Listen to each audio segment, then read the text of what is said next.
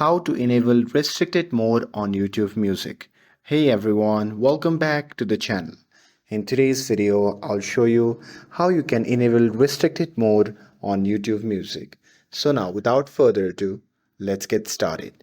So first thing first, open the YouTube Music and make sure that you're logged into your account. And here, once you are inside the app, simply tap on the profile icon shown in the top right corner of the screen. And once you tap on it, on the new page, simply tap on the option labeled as settings. And here, once you tap on that, you'll be prompted to the settings section. And now here, under the settings section, simply tap on general. And now here, under the general, you can see the option labeled restricted mode. So simply toggle on that option. And that's it.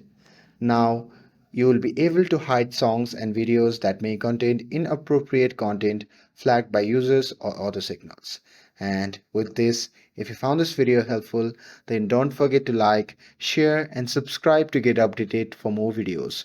Thanks for watching, and I'll see you in the next video.